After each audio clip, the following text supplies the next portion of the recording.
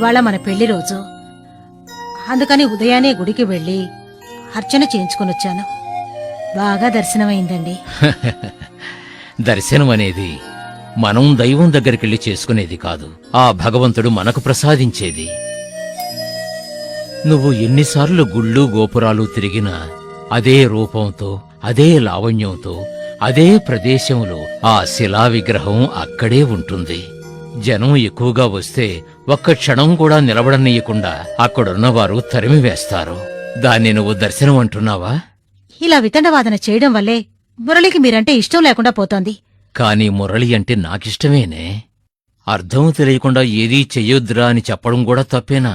తమిళనాడు, కేరళ ఏ ప్రదేశానికి వెళ్ళినా నేను చర్చికి ఎప్పుడూ వెళ్ళను.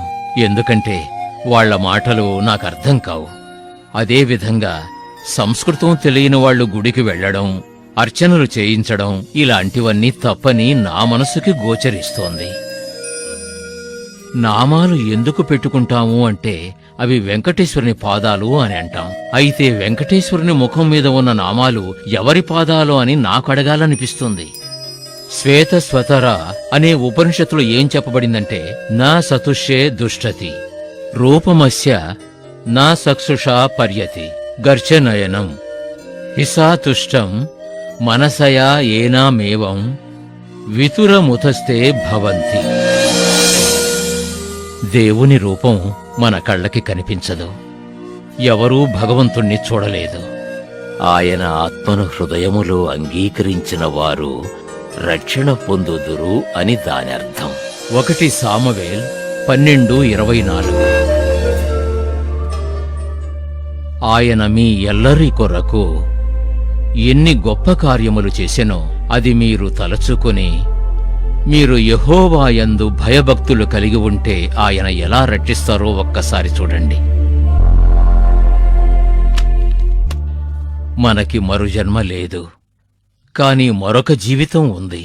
అదే నిత్య జీవితం. మనం దాన్నే ముక్తి పొందడం, మోక్షప్రదాయకం అని అంటాం.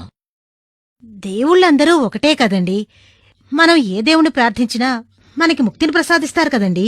నేననేదేమిటంటే, నేను అన్ని శాస్త్రాలు క్షుణ్ణంగా చదివాను.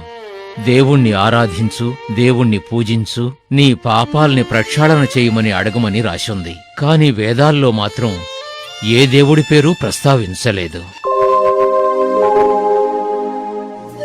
కఠోపనిషత్తు 3:11 ఇలా చెప్తోంది, అవయతత్ పురుషాపర పురుషన్నా పరం కించిత్ సగస్తా ప్రగతి.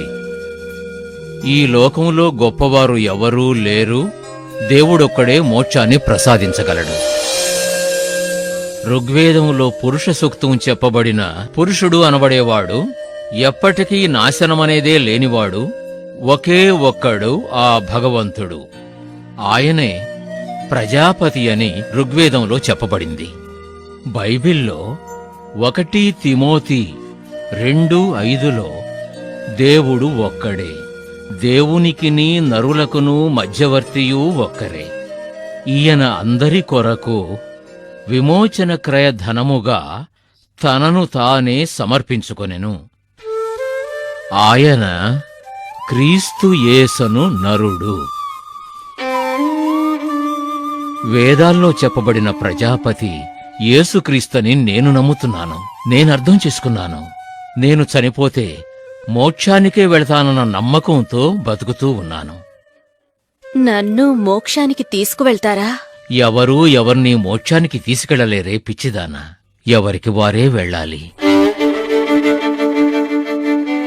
గాయత్రీ మంత్రం చెప్పే ముందు ప్రార్థ స్నానమంత్రం అని ఒకటుంది. దాన్ని స్నానం చేసే ముందే చెప్పుకోవాలి. ఎందుకంటే జలంతోనే పాప ప్రక్షాళన అవుతుందని మనం అనుకోకూడదని. సాధారణంగా పాపం అంటే దొంగతనాలు చేయడం, కూనీలు చేయడం, అబద్ధాలు చెప్పడం అని మనం అనుకుంటాం. కాని బైబిల్ ఏం చెప్తోందంటే, గలతీయులకు 5లో 19, 20, 21లో శరీర కార్యములు స్పష్టమై ఉన్నవి. అవి ఏవనగా జారత్వము, అపవిత్రత, అశుద్ధం, కాముకత్వము, విగ్రహారాధన, అభిచారము, ద్వేషములు, కలహములు, మత్సరములు, క్రోధములు, కక్షలు, భేదములు, విమతములు, అసూయలు, మత్తతలు, అల్లరితో కూడిన ఆటపాటలు మొదలైనవి. వీటిని గురించి నేను మునుపు చెప్పిన ప్రకారము ఇట్టి వాటిని చేయువారు దేవుని రాజ్యమును స్వతంత్రించుకొనరని మీతో స్పష్టంగా చెప్పుచున్నాను. పాపోహం పాపకర్మాణం పాపాత్మ పాప సంభవ త్రహీమం పుండరీకాక్ష సర్వపాప హరిహరే. నేను పుట్టుకతోనే పాపిని, పాపాలు చేసేవాడిని, పాపిగానే బతుకుతున్నాను. పాపాత్ముల్లో పాపాత్ముణ్ణైన నన్ను ఈ పాపం నుండి కాపాడు అనే అర్థం. హరిహర అంటే భగవంతుడా నన్ను కాపాడు అనే అర్థం. కాని దేవుడు ఎవరనేది చెప్పేవారికి తెలియదు, అందువల్లే చెప్పలేదు. అందుకు చెప్పబడిన అందమైన జపమే బృహదారణ్యోపనిషత్తు చెప్పుచున్నది. అసతోమ సద్గమయ, తమసోమ జ్యోతిర్గమయ, మృత్యోర్మ అమృతంగమయ. దీనికి అర్థమేమిటో నీకు తెలుసు. నేను ముక్తిని పొందాలంటే ఏం చేయాలండి? హరిహర, భగవంతుడా నన్ను కాపాడు. ఆ భగవంతుడు తనకు తానే బలై పాప విమోచనం కలిగిస్తారని అన్ని వేదాలు, ఉపనిషత్తులు ఘోషిస్తున్నాయి. కాని మనం చెప్పుకునే అందరి దేవుళ్ల పేర్లు అందులో ప్రస్తావించలేదు. అవతారాల గురించిన ప్రస్తావన వేదాల్లో లేదు. సామవేద దండ్య మహాబ్రాహ్మణం ఏం చెప్తోందంటే, ప్రజాపతి దేవాభ్యం ఆత్మానాం యజ్ఞం కృత్వ ప్రాయశ్చిత్. పాపకోపం నుండి కాపాడ్డానికి ప్రజాపతి తనను తానే సమర్పించుకొన్నాడని దాని అర్థం. తనకు తానే బలై మనకోసం ప్రాణాలు విడిచిపెట్టింది ఎవరో తెలీదా? అతను మరెవరో కాదు, మనల్ని పాపాల నుంచి కాపాడ్డానికి శిలువలో బంధించబడి ప్రాణాలు విడిచిన మనకు ప్రభువైన ఆ యేసుక్రీస్తు. ఆయనే ప్రజాపతి, ప్రజాపతి యజ్ఞయాగ. ఇప్పుడు నన్నేం చేయమంటారండి? నిన్ను నువ్వు పూర్తిగా భగవంతునికి అర్పించుకుని ఆయన్ని శరణు వేడాలి. ఆయన్ని నువ్వు సొంత రక్షకుడిగా భావించాలి. దానికి నేనేమేమి త్యాగాలు చేయాలండి? నీ పవిత్ర హృదయాన్ని మాత్రం ఆయనకు అర్పిస్తే చాలు. ఆయన నీ నుంచి మరేదియో కోరరు. నువ్వు నీ ఆచార అనుష్ఠానాల్ని వదలాల్సిన అవసరం కూడా లేదు. నువ్వు కుంకుమ పెట్టుకోవచ్చు, పూలు పెట్టుకోవచ్చు, మడిచీర కూడా కట్టుకోవచ్చు. ఏ ఒక్కటి ఆయన కాదన్నడు. ఇవన్నీ మన ఆచార వ్యవహారాలు కదా. ఆ భగవంతుడు మన నుంచి కోరుకునేది పవిత్ర హృదయాన్ని మాత్రమే. మత్తయి 15:11-18 నోట పడునది మనుష్యుని అపవిత్రపరచదు కాని నోట నుండి వచ్చునదియే మనుష్యుని అపవిత్రపరచునని వారితో చెప్పెను. నోట నుండి బయటకు వచ్చునవి హృదయములో నుండి వచ్చును, ఇవే మనుషుని అపవిత్రపరచును.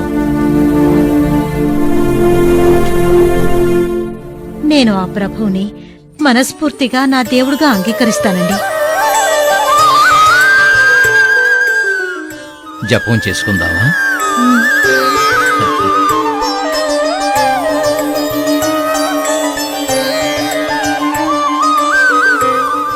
నేను చెప్పినట్టే నువ్వు చెప్తావా? మమ్మల్ని అధికంగా ప్రేమించి మా కోసం జీవించే తండ్రి, మమ్మల్ని అధికంగా ప్రేమించి మా కోసం జీవించే తండ్రి, నీ న్యాయమైన కోరికలను మేము ఎన్నడూ కాదనలేదు. ఎవరి మనసుని నేను నొప్పించలేదు. కీడు చేసిన వాణ్ణి ప్రేమించమనే దేవుణ్ణి నేను ఆరాధిస్తున్నాను. నిన్ను దూరం చేసుకుంటానా? ఆలోచించు. అమ్మ ఒక క్రిస్టియన్గా మారి సత్యాన్ని అర్థం చేసుకుని చనిపోయింది.